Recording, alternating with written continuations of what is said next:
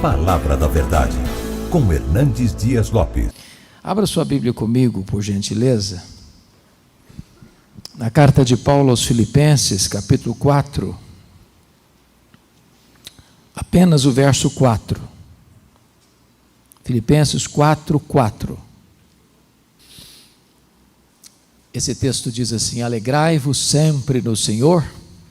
Outra vez digo, alegrai-vos. A igreja comigo, vamos juntos? Alegrai-vos sempre no Senhor. Outra vez digo, alegrai-vos. Amém? Bom, eu gostaria de iniciar minha fala fazendo um pedido a vocês. Pedindo licença a vocês, para lhes fazer uma pergunta de cunho pessoal. Toda pergunta pessoal é constrangedora. Toda pergunta pessoal, ela acaba invadindo a nossa privacidade e quase que nos põe contra a parede. E de fato nós não gostamos que ninguém invada a nossa privacidade sem pedir licença. Mas quero fazer essa pergunta a você, como se nós estivéssemos numa conversa bem particular. E a pergunta é esta: você é uma pessoa feliz? Você é uma pessoa feliz? Esta pergunta não é tão simples. E ela não é tão óbvia como parece. Eu explico. Em 1991, nós estávamos visitando a missão Quacisabanto, na África do Sul, onde aconteceu um grande avivamento, e uma pessoa que nos acompanhava perguntou à esposa de um missionário daquela missão. A pergunta foi esta: você é submissa ao seu marido? A mulher deu uma resposta inteligentíssima. Ela respondeu assim: eu posso lhe garantir que o meu marido me ama, mas se eu sou submissa a ele ou não, essa pergunta não tem que ser feita a mim, tem que ser feita a ele. E eu gostei da resposta. Então vou mudar minha pergunta. Seu marido pode garantir que você é uma mulher feliz? Sua esposa pode garantir que você é um homem feliz? Lá em Provérbios 31, diz que os filhos da mulher virtuosa se levantavam e diziam assim: mamãe é uma mulher ditosa, mamãe é uma mulher feliz. Seus filhos podem dizer isso a seu respeito? Seus pais? Seus irmãos? Seus amigos?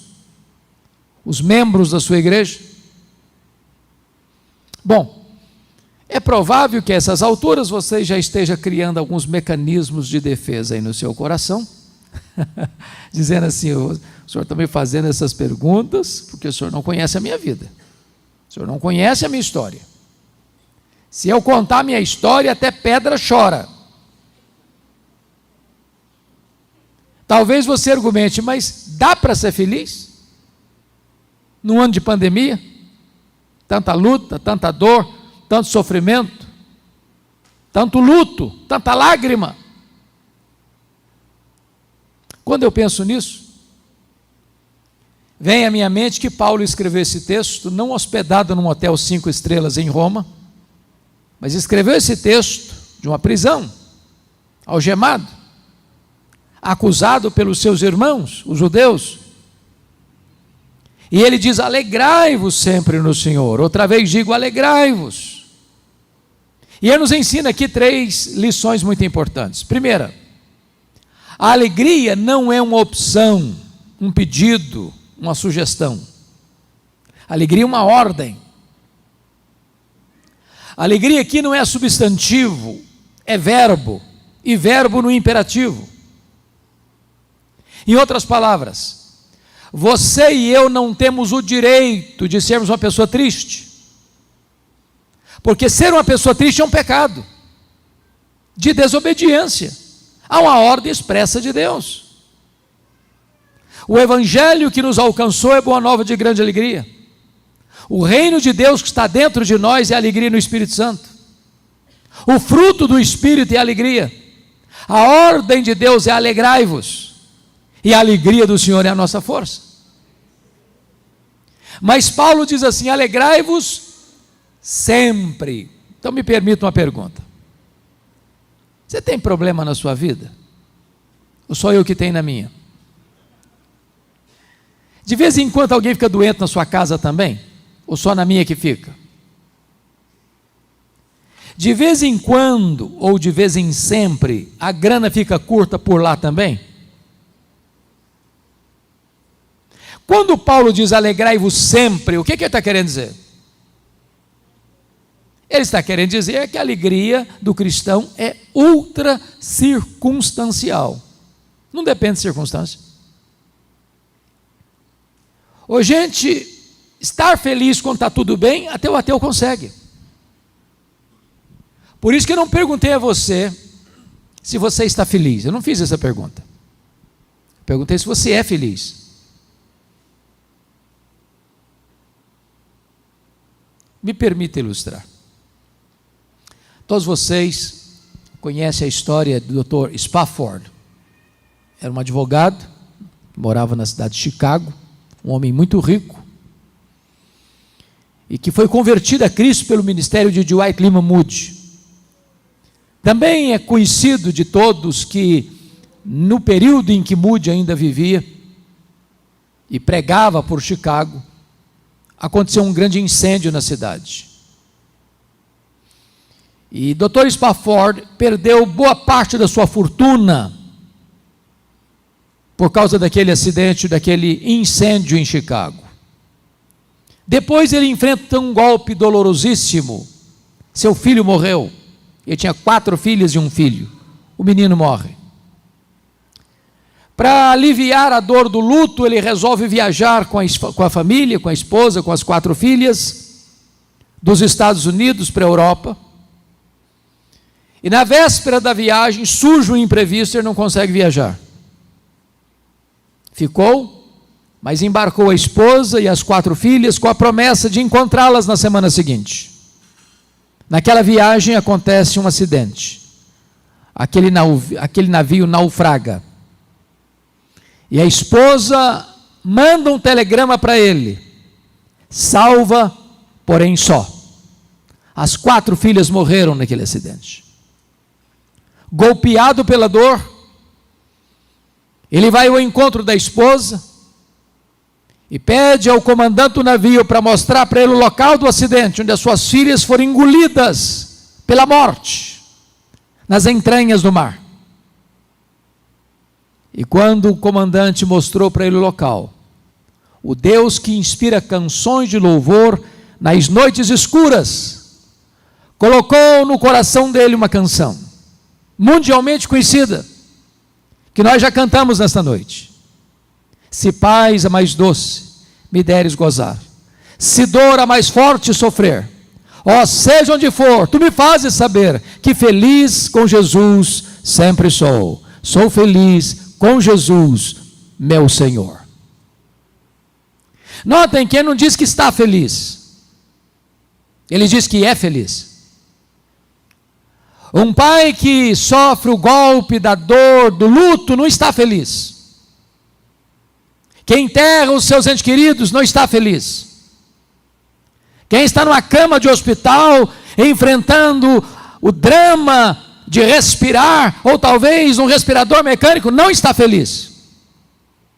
Quem acaba um casamento, não está feliz. Mas se tem Jesus, é feliz. Estar é uma situação passageira, é permanente. Por isso que Paulo diz que a nossa alegria, ela não é apenas imperativa e ultra circunstancial, porque Paulo diz: alegrai-vos sempre no Senhor. A alegria do cristão não é apenas presença de coisas boas, não é apenas ausência de coisas ruins. A alegria do cristão não é um sentimento, não é uma emoção. A alegria do cristão tem endereço, tem nome. A alegria do cristão é Jesus. Se você tem Jesus, você é uma pessoa feliz. Se você não tem Jesus, você não é uma pessoa feliz. Agora notem, você não precisa ser um grande entendedor da alma humana para constatar que há muitas pessoas, embora crentes, salvas pela graça, não estão desfrutando desta alegria, que Pedro chama de indizível e cheia de glória. Basta você conversar, basta você olhar o semblante de algumas pessoas, crentes, e você chega à conclusão que ali não mora a alegria. Há uma aura de tristeza, há um semblante abatido. A pergunta é: o que está acontecendo? Quem está roubando a alegria dos crentes?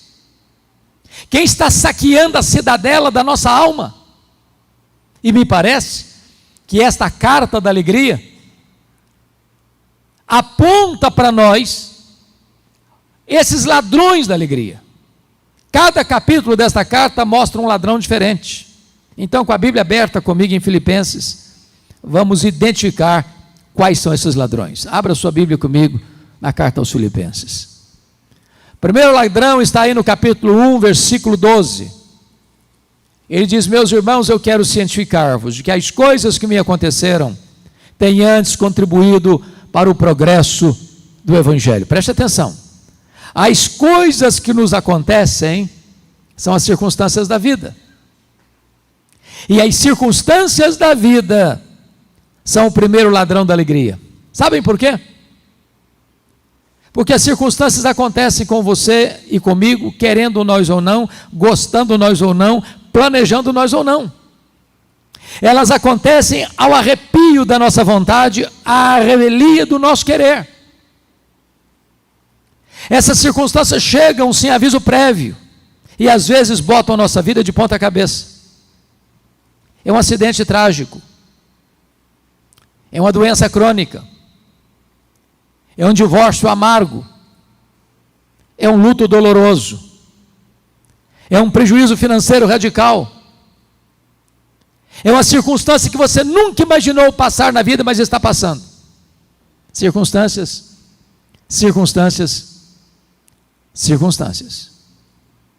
Imagine comigo um pai que cria uma menina com todo desvelo, agressivo, agressor, que vai maltratar a sua filha, que vai fazer da vida dela um pesadelo, que vai feri-la emocional, psicológica e fisicamente. Imagine um pai ou uma mãe criando um menino com todo amor, e daqui a pouco ele se torna um adolescente rebelde, que vai andar com companhias erradas, frequentar lugares errados, se envolver com coisas erradas. Imagine você indo ao médico para um exame de rotina e descobrindo logo que está com a doença grave, talvez incurável, na perspectiva da medicina.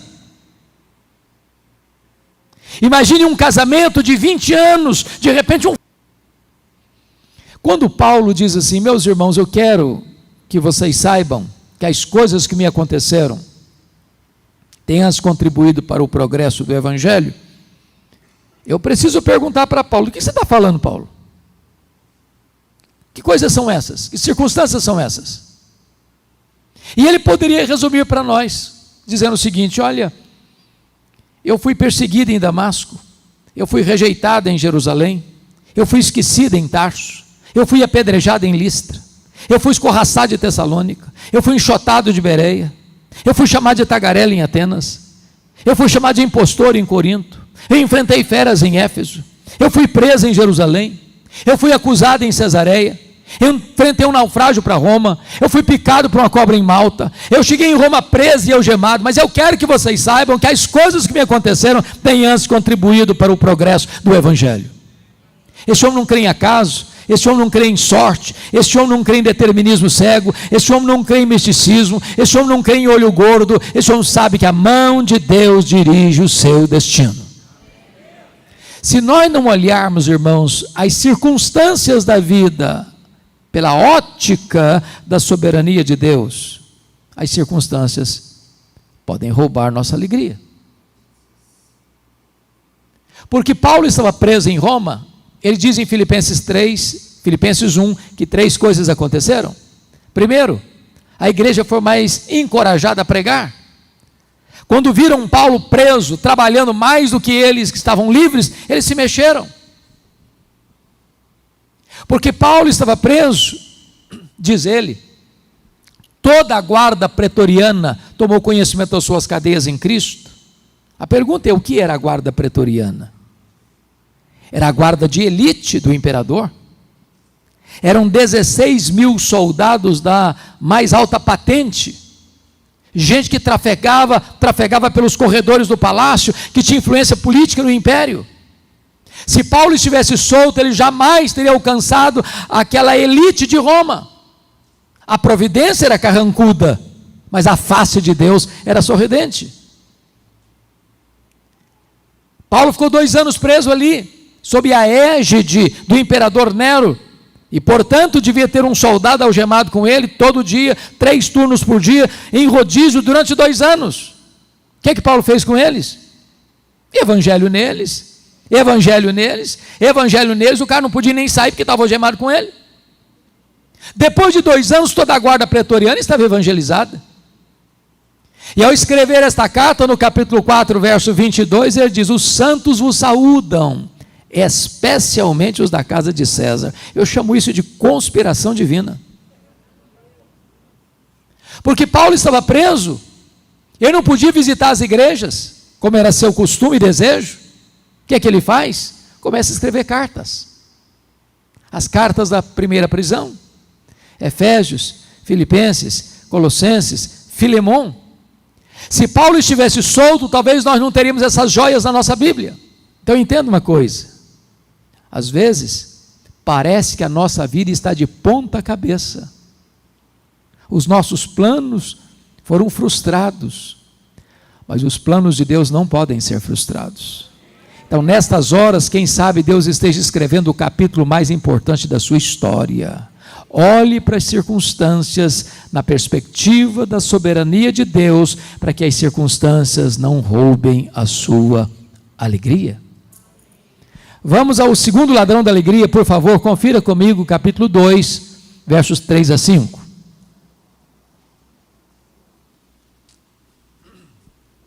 Paulo diz assim: nada façais por partidarismo ou vanglória, mas por humildade, considerando cada um os outros superiores a si mesmo. Não tem visto o que é propriamente seu, senão também cada qual que é dos outros. Tende em vós o mesmo sentimento que houve também em Cristo Jesus.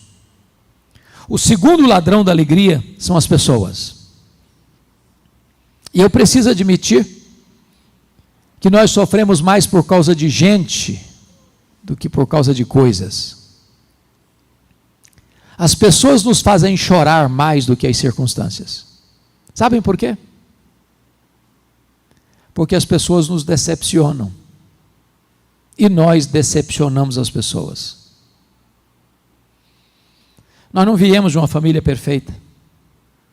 Nós não somos uma pessoa perfeita. Nós não nos casamos com uma pessoa perfeita. Nós não temos filhos perfeitos.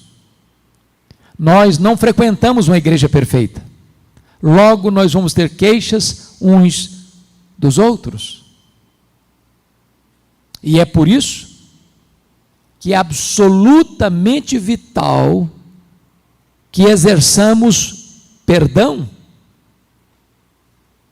Porque sem perdão não tem saúde emocional. Sem perdão não tem casamento saudável, não tem família saudável, não tem igreja saudável. Às vezes nós machucamos uns aos outros, até sem saber, até inconscientemente. Às vezes há ruído de comunicação. Você fala uma coisa, a pessoa entende outra. E se guardarmos mágoa, adoecemos, perdemos a alegria, perdemos a paz. O perdão é vital, ele é necessário.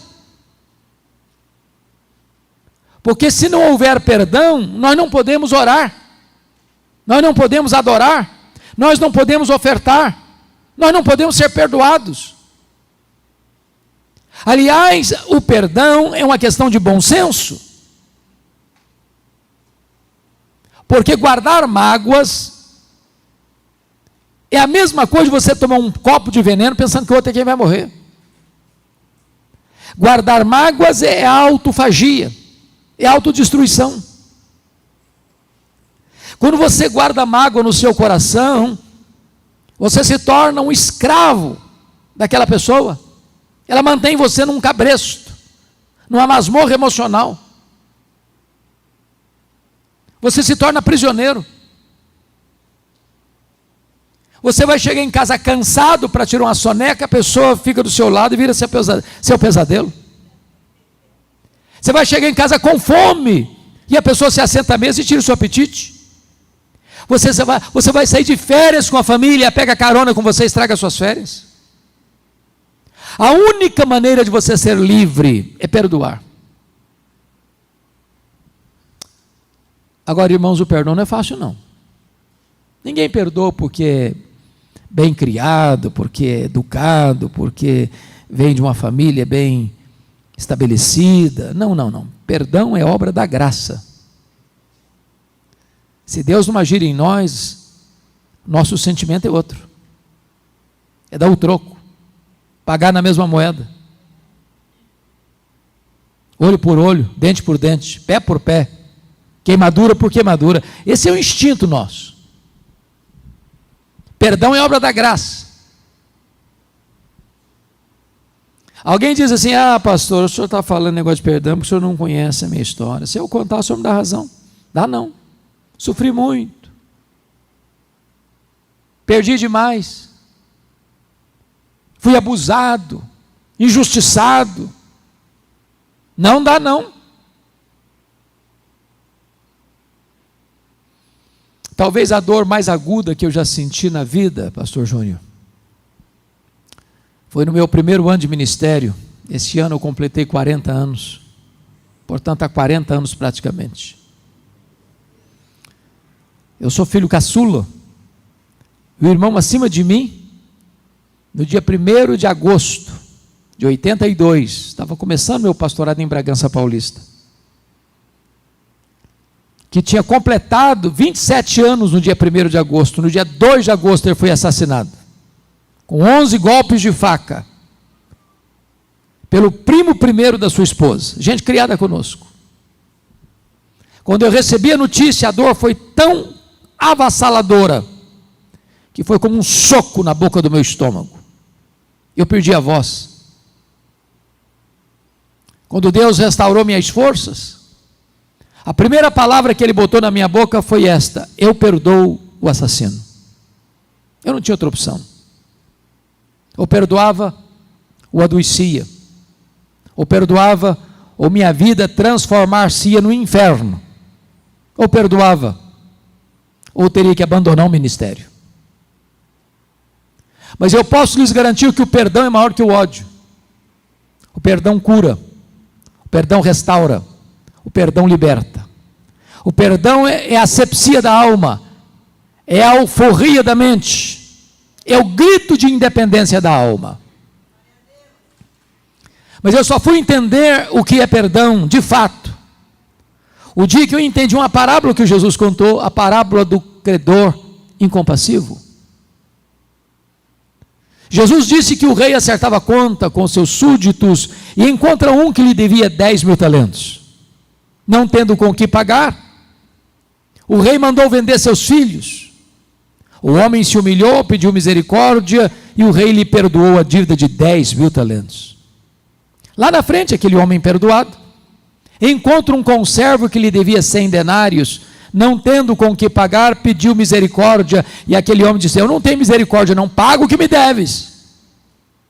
O rei ficou sabendo da história, ficou muito irado, mandou chamar aquele homem de servo malvado. Eu perdoei a você 10.000 talentos, e não pudeste perdoar o teu conservo 100 denários? Pois serás entregue aos verdugos, até que pagues o último centavo.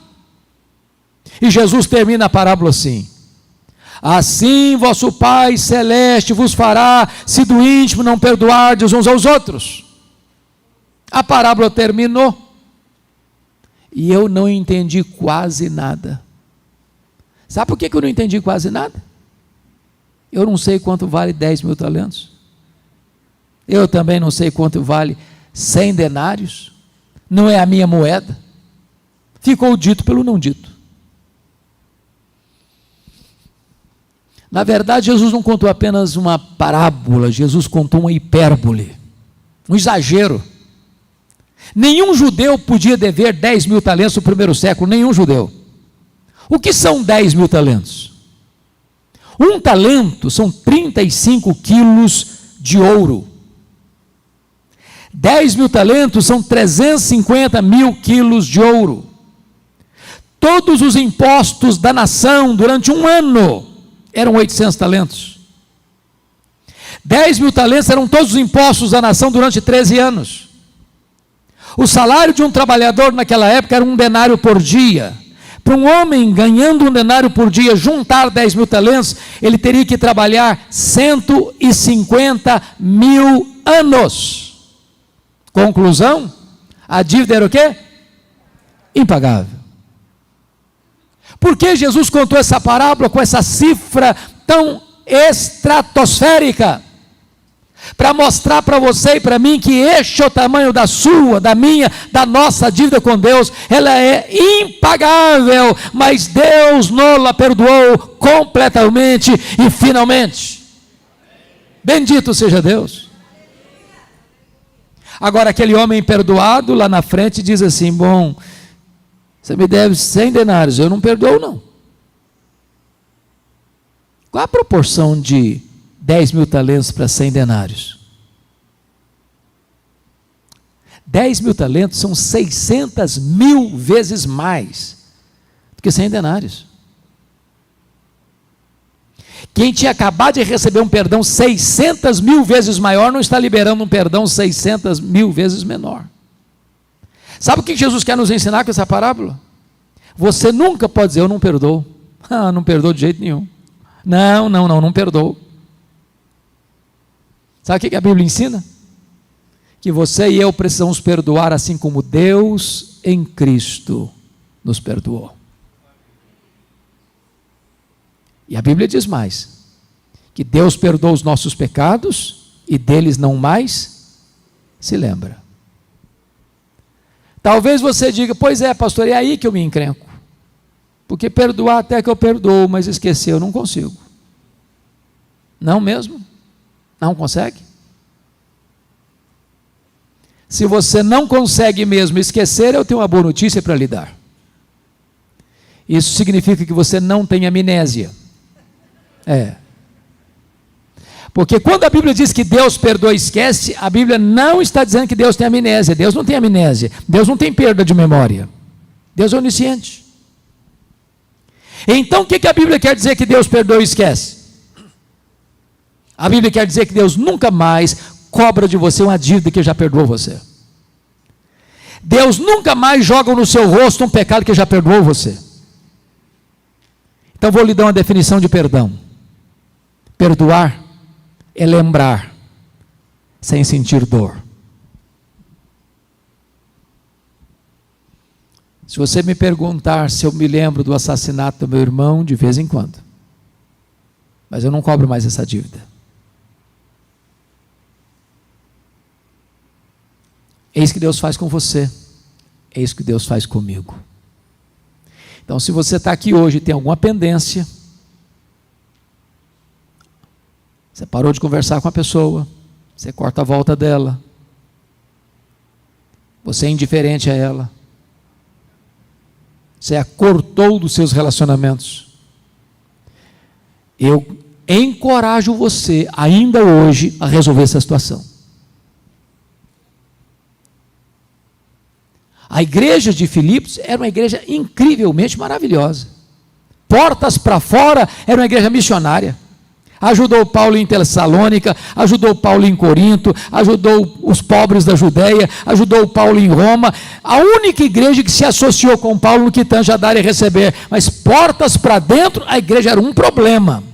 Pasmem vocês, vou falar baixo. Até as mulheres estavam brigando na igreja. Irmãos, quando as mulheres começam a brigar na igreja, a coisa está feia. Ele diz no capítulo 4, verso 2: rogo a Evódia, rogo também a Sinti, que pensem concordemente no Senhor. Duas líderes da igreja batendo cabeça. O dia que a Evódia dirigiu o louvor, a Sinti, que nem na igreja aparecia. Tinha gente na igreja trabalhando desde que ele aparecesse, vanglória. Tinha gente trabalhando desde que o grupinho dele aparecesse, partidarismo. Tinha gente narcisista na igreja, só pensava nele mesmo. E tinha gente que as pessoas iam falar assim: ô Paulo, você não está aqui, meu filho, a coisa está feia. Tem gente aqui que dá azia em copo de bicarbonato, não dá? E se humilhou até a morte, morte de cruz. E quando ele estava na cruz, depois de ser cuspido e esbordoado, as pessoas blasfemando e escarnecendo dele, lá na cruz ainda ele diz: Pai, perdoa-lhes, porque não sabe o que fazem. Ou você toma atitude de perdoar, ou as pessoas vão roubar a sua alegria. Mas vamos ao terceiro ladrão da alegria. Capítulo 3, verso 19. O destino deles é a perdição, o Deus deles é o ventre, a glória deles está na sua infâmia, visto que só se preocupam com coisas terrenas. Eu acho que aqui em Sorocaba, vocês não enfrentam esse ladrão. Preocupação com dinheiro. Dinheiro aqui não é problema, né? É solução. Mas me permite uma perguntinha simples. Alguma vez você discutiu já com a sua mulher por causa de dinheiro? Vocês estão muito crentes, eu sei que isso não acontece com vocês. Alguma vez você já discutiu com o seu marido por causa de dinheiro? Olha, deixa eu dizer uma coisa, se vocês falarem para mim que nunca, eu vou duvidar da honestidade de vocês. Que as pessoas discutem por causa de dinheiro. Porque tem dinheiro, porque não tem dinheiro, porque tem pouco dinheiro, porque tem muito dinheiro, porque não tem dinheiro nenhum, sempre discutem. O dinheiro é um dos maiores pomos de discussão e discórdia dentro das famílias hoje. O dinheiro é mais que uma moeda, o dinheiro é uma entidade, o dinheiro é um espírito, o dinheiro é mamon. E por causa de dinheiro, pessoas casam, pessoas descasam, pessoas mentem, pessoas corrompem, pessoas são corrompidas, pessoas matam, pessoas morrem. Porque só se preocupam com coisas terrenas. Levanta de madrugada, vai dormir tarde, comem penosamente o pão que granjeiam, porque só se preocupam com coisas terrenas.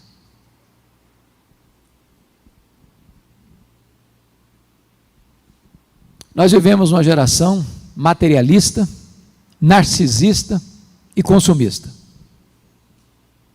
Nós vivemos a realidade, segundo o Dr. Toncini, uma economia global. É verdade, nós vivemos uma aldeia global. Estoura um problema na bolsa de Nova York, de Singapura, de Tóquio, você sente o tremor no seu bolso, na mesma hora. Vou lhes dar um exemplo simples. Eu sou do estado do Espírito Santo. Eu acho que todos vocês sabem que o Espírito Santo hoje é um dos maiores produtores de rochas ornamentais do planeta. Um dos maiores produtores de granito do mundo. Em 2008, com a bolha do mercado imobiliário americano estourando, a crise imobiliária reverberou na economia mundial. Muita gente do meu estado, donos de pedreira, quebraram. Porque a economia é global. E nessa economia global, mais de 50% da riqueza do mundo estão nas mãos, ou está nas mãos, de pouco mais de 100 empresas particulares. Há empresas mais ricas do que países. Por exemplo, a Toyota é mais rica do que a África do Sul. A GM é mais rica do que a Noruega. O Walmart é mais rico do que dezenas de nações. E nesta economia globalizada, meus irmãos, as empresas querem mais do seu tempo e mais do seu dinheiro.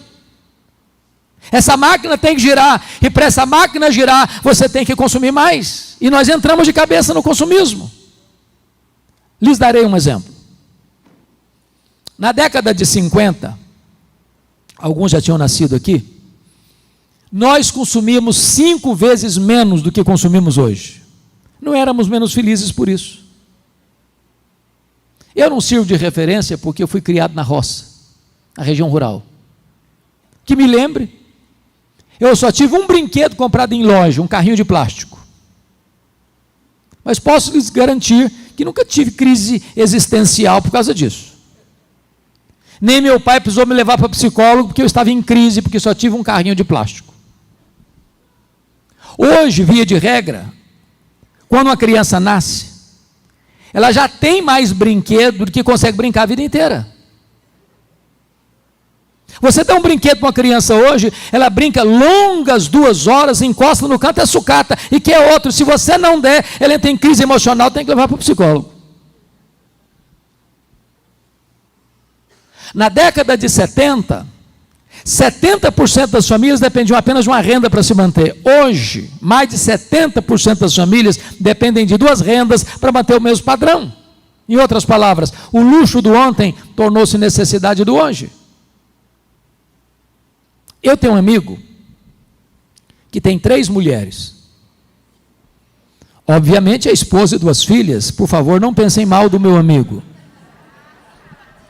Num dia de casamento, elas disseram assim para ele: precisamos comprar sapatos novos. Mas é claro, mas ninguém duvida disso. Casamento é tudo novo. Mas antes de ir para a loja, ele disse assim para elas: vamos dar uma olhadinha no que nós já temos? E abriu um mega power armário e contou 151 pares de sapatos. Precisava de mais. Como é que você chama isso? Consumismo. Então vou lhe dar uma definição de consumismo. Consumismo é quando você compra o que você não precisa, às vezes com dinheiro que você não tem, para impressionar as pessoas que você não conhece. Isso porque algumas pessoas só se preocupam com as coisas terrenas. O primeiro bilionário do mundo foi John Rockefeller. E ele disse que o homem mais pobre que ele conhecia era o homem que só tinha dinheiro. Talvez as pessoas mais felizes do mundo são aquelas que chegam em casa cheirando graxa e comem um bom prato de arroz com feijão e dormem a noite toda bem dormida.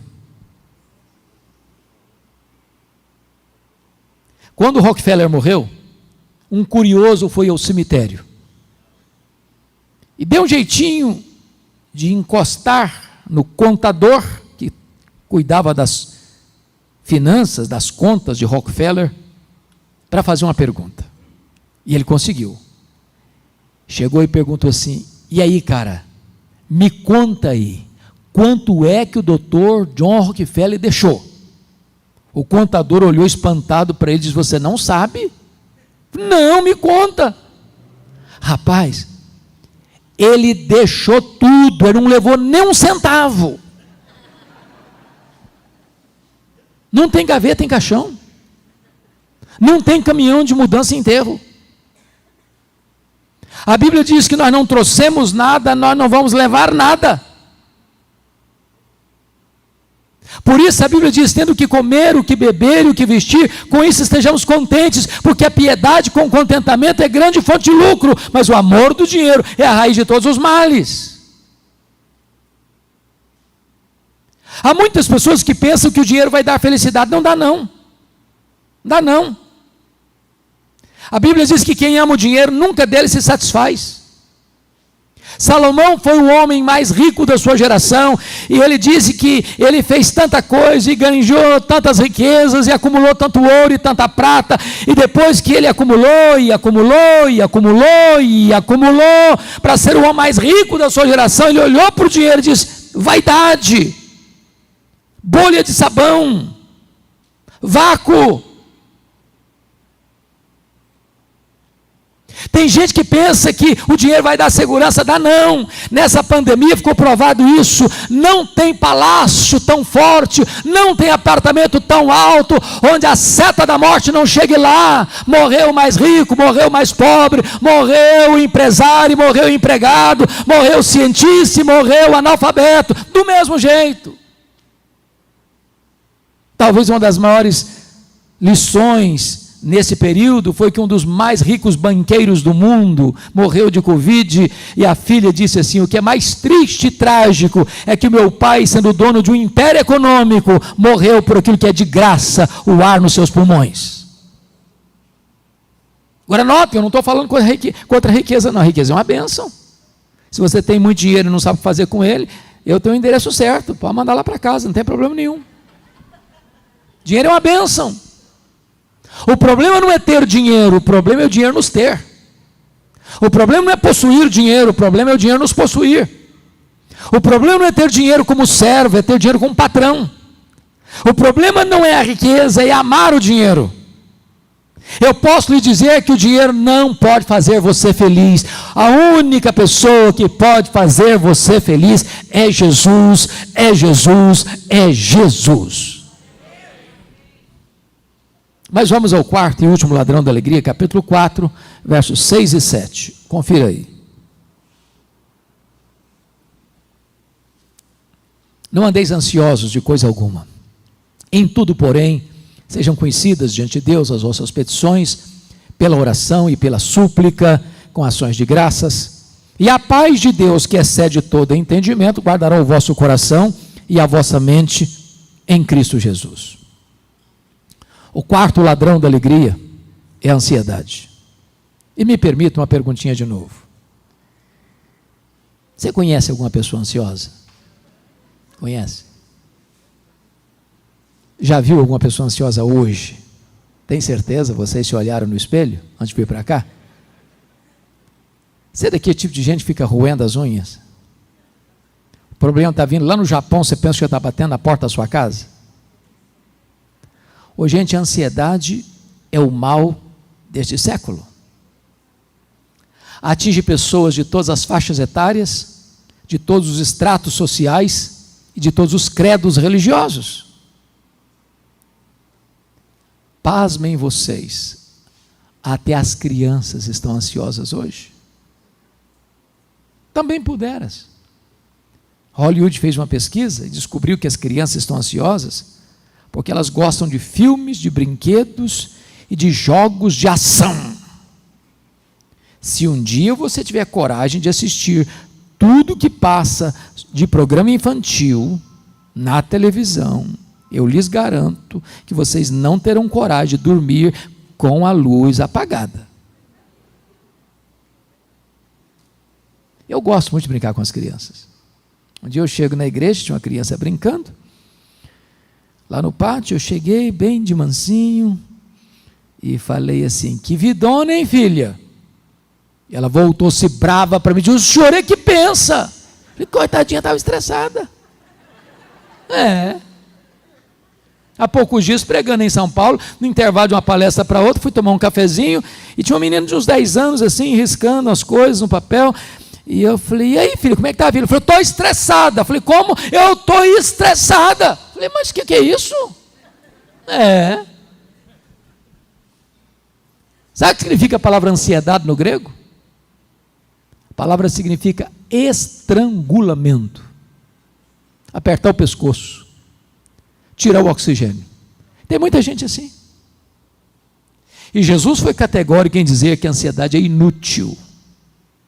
Porque por mais ansioso que você fique, você não consegue acrescentar 45 centímetros, um côvado, na extensão da sua vida. Aliás, ela é prejudicial. Por que prejudicial? Porque a ansiedade é preocupação. É quando você começa a sofrer por um assunto que talvez aconteça. Mas 70% dos assuntos que nos deixam ansiosos hoje nunca vão acontecer. E se acontecer, você sofreu antes, não tem força para enfrentar o problema quando ele chegar. Quando eu era seminarista aqui em Campinas. Um dia eu levantei de madrugada para beber água, o bebedor ficava no corredor. Quando eu estou passando, a porta do quarto de um colega aberta. E eu olhei, ele estava chorando, mas chorando mesmo. A cântaros, convulsivamente, soluçando. E eu entrei e disse: o que aconteceu? Morreu alguém na sua família? Tem alguém no hospital? Eu disse: não, eu estou com medo da minha mãe morrer. Eu falei: qual o problema dela? Não, ela não está doente, não. Eu estou com medo dela morrer um dia. Eu falei: rapaz, deixa sua mãe viver, homem. Tem 40 anos e essa mulher está viva até hoje. Ansiedade. Pior do que isso, foi um dia, pastor Júnior, eu estava no gabinete pastoral, entra uma mulher com uma criança de 3 anos no colo, chorando, a criança não, a mãe chorando. O que foi, mãe? O que está acontecendo? Eu falei: eu estou com medo da minha filha crescer e não casar. Eu falei: mas nem cresceu ainda. Ansiedade. Como é que resolve isso? Paulo dá a receita: não andeis ansiosos de coisa alguma. O que é coisa alguma, gente? É coisa alguma, não precisa botar legenda não, está claro. E aí Paulo vai dar o remédio. Em tudo, porém, sejam conhecidas diante de Deus as vossas petições, pela oração, pela súplica, com ações de graças. Agora vamos entender o que Paulo está falando. A palavra orações aí, na língua grega, traz a mesma ideia de adoração. Então Paulo está falando de 3 coisas para resolver a ansiedade: a adoração, petição e súplica são sinônimas, e ações de graças. Então me permita uma pergunta: você sabe qual a diferença entre adorar a Deus e dar graças a Deus? Você adora a Deus por quem Deus é, e você dá graças a Deus pelo que Deus faz. Então eu vou fazer uma oração de adoração, porque é o que Paulo está mandando fazer, para resolver o problema da ansiedade. Eu chego para Deus e digo assim: meu Deus, eu quero te adorar, porque tu és o Deus da minha vida. Tu és o meu Criador, Tu és o meu provedor, Tu és o meu protetor, Tu és o meu consolador, Tu és o meu redentor. Eu quero te adorar porque Tu és o único Deus vivo e verdadeiro, o Deus Pai, o Deus Filho, o Deus Espírito Santo, o Deus autoexistente, o Deus infinito, o Deus imenso, o Deus eterno, o Deus onipotente, o Deus onipresente, o Deus onisciente, o Deus transcendente, o Deus soberano. Eu quero te adorar porque Tu és o Deus bom, verdadeiro, fiel, misericordioso, justo. Eu quero te adorar porque Tu és a minha alegria, porque Tu és a minha paz, porque Tu és a minha justiça, porque Tu és a razão da minha vida, em nome de Jesus, amém. Aí eu termino essa oração e digo assim para Deus: oh meu Deus, mas eu estou tão ansioso, Senhor. Aí não combina mais. Ou você retira a oração, ou retira a ansiedade. Sabe qual é o seu problema, qual é o meu problema? É que nós não paramos para meditar suficientemente na grandeza do Deus que nós temos. A.W. Tozer diz que o maior problema da igreja é que ela passa o tempo todo olhando para o seu umbigo e tomando o seu próprio pulso. Quem é o seu Deus? Quão grande é o seu Deus?